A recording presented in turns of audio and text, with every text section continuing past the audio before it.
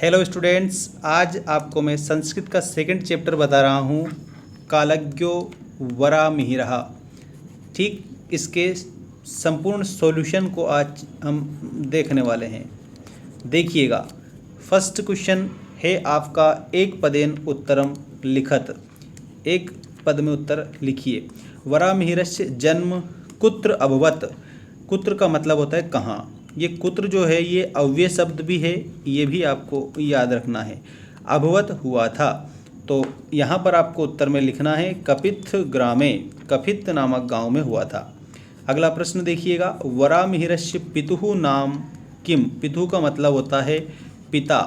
ठीक है, वरामिहिर के पिता का नाम क्या था, तो इसमें आपको याद रखना है आदित्यदासः। वरामिहिरः, इनके जो पिताजी थे इनका नाम आदित्यदास था, तो आदित्यदासः आप सेकंड क्वेश्चन में लिखेंगे। इसके बाद में प्यारे मित्रों देखिएगा, क्वेश्चन नंबर है आपका थर्ड।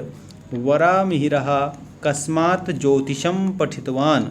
वरामिहिर ने किससे ज्योतिष पढ़ी, तो इसमें आपको लिखना है स्वकीय जनकात, मतलब अपने पिता से। अगला प्रश्न ध्यान देंगे, वरामिहिरः खगोल शास्त्रम कस्मात् पठितवान।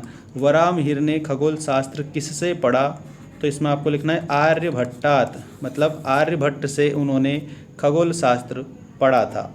अगला प्रश्न है आप लोगों का, और काफ़ी महत्वपूर्ण, सभी प्रश्नों के पूरे चैप्टर के सॉल्यूशन आपको इस वीडियो के माध्यम से बता रहे हैं। देखिएगा, वरामिहिरः अध्ययनम समाप्य कुत्र आगच्छत। वरामिहिर अपने अध्ययन को समाप्य मतलब समाप्त करके, कुत्र मतलब कहाँ, आगच्छत मतलब गए थे। ठीक है, तो यहाँ आपको उत्तर में लिखना है। देखिएगा, जो वरामिहिर जी थे वो गए थे उज्जैनिम, तो उत्तर में आपको उज्जैनिम लिखना है। नेक्स्ट जो क्वेश्चन है हमारे वन सेंटेंस वाले क्वेश्चन है, मतलब एक वाक्य में उत्तर लिखिए, ये वाले क्वेश्चन है। क्वेश्चन नंबर सेकंड के उत्तर अब हम कंप्लीट कर रहे हैं। एक वाक्येन उत्तरम लिखत, मतलब एक वाक्य में आपको उत्तर देना है। वरामिहिरस्य जन्म कदा अभवत, तो यहाँ पर आपको लिखना है, देखिएगा उत्तर में, वरामिहिरस्य जन्म 499 ख्रीस्ताब्दे संजातम, मतलब वरामिहिर का जो जन्म है ना वो 499 ईस्वी में हुआ था। ठीक है, ऐसे आपको याद रखना है। सेकंड क्वेश्चन इसी प्रकार से आपको नोट करना है।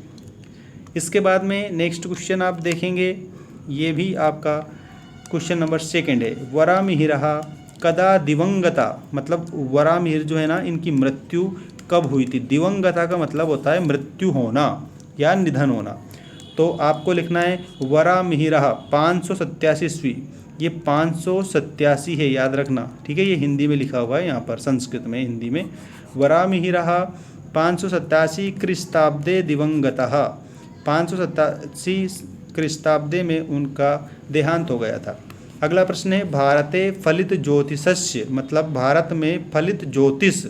ठीक, मतलब कि एक प्रकार से जो ज्योतिष विद्या है इसके जो प्रथम आचार्य है ये कौन माने जाते हैं, याद रखना। तो इसमें आपको उत्तर में लिखना है भारते फलित ज्योतिषस्य प्रथमः आचार्यः वरामिहिरः अभवत्, मतलब कि भारत में फलित ज्योतिष के प्रथम आचार्य वरामिहिर थे। ठीक, भारत में फलित ज्योतिष के प्रथम आचार्य कौन हुए हैं, तो वरामिहिर हुए हैं। ठीक है ना। इसके बाद में हम देखेंगे क्वेश्चन नंबर नेक्स्ट क्वेश्चन में हमें क्या दिया है, वरामिहिरेण के ग्रंथः विरचिता। वरामिहिर ने कौन से ग्रंथ रचे। विरचिता का मतलब होता है रचना करना। ठीक है, रचना करना, तो उत्तर में आपको लिखना है वरामिहिरेण, मतलब वरामिहिर ने बृहद संहिता, ठीक, एक बृहद जातकम और एक पंच सिद्धांतिका ग्रंथा विरचिता। तो वरामिहिर ने क्या क्या ग्रंथ रचे थे, एक तो बृहद संहिता, बृहद जातकम और पंच सिद्धांतिका, ये ग्रंथ की रचना इन्होंने की थी। आपको सिर्फ संस्कृत में ही उत्तर देना है, ये भी मैं आपको बता दूं। जैसे ये पूरा संस्कृत में लिखा है ऊपर की लाइन, और नीचे जो कोष्ठक में लाइन लिखी ये है, ये लाइन जो है ये हिंदी में लिखी है, तो ये मैंने आपकी याद करने की सुविधा के लिए बताया है। ठीक है ना। तो नेक्स्ट क्वेश्चन अब हम देखते हैं। नेक्स्ट जो क्वेश्चन है हमारा वो है पादपः वल्मीकाश्य किम प्रदर्शयन्ति। वृक्ष और दीमक। पादप मतलब क्या होता है, वृक्ष होता है, और वल्मीकाश्च का मतलब दीमक होता है। ठीक है, किम का मतलब क्या होता है, प्रदर्शयन्ति मतलब प्रकट करते हैं। तो यहाँ पर आपको याद रखना है, इसमें उत्तर आएगा पादपः वल्मीकाश्च आदो भौमिक जल स्थिति प्रदर्शयन्ति, मतलब पादप और जो दीमक होता है वो, पादप और जो दीमक है ना बेटा, वो आपको याद रखना है, वो क्या जल जो होता है उसको प्रकट करते हैं, अर्थात जल का होना बताते हैं। अधोभौमिक जल स्थिति की, जैसे मान लीजिए भूमि है तो यहाँ पर पानी है या नहीं है, इसकी स्थिति पादप और दीमक बता देते हैं। ऐसे आपको याद रखना है। इसके बाद में क्वेश्चन नंबर 3 देखेंगे। क्वेश्चन नंबर 3 में क्या दिया है आपको दिया है क्वेश्चन नंबर 3 में उचित शब्देन रिक्त स्थानम पूरयत, उचित शब्दों से रिक्त स्थान की पूर्ति करिए। वरामिहिरः अध्ययनम समाप्य आगतः, अध्ययन समाप्त करके कहाँ पर गए थे, तो यहाँ पर आपको 2 ऑप्शन दिए हैं, एक तो दिया है उज्जैनिम और एक दिया है पाटलिपुत्र नगरम। तो यहाँ आपको उत्तर में उज्जैनिम लिखना है। क्या लिखना है, यहाँ पर खाली स्थान में आपको ऑप्शन नंबर ये फर्स्ट वाला है ये लिखना है उज्जैनिम। ठीक है, इस प्रकार से आपको लिख देना है। इसके बाद में देखिएगा आपका नेक्स्ट जो खाली स्थान है इसमें आर्यभट्टः आसीत, तो आर्यभट्ट आसीत, तो इसमें आप लिखेंगे खगोल शास्त्री आसीत।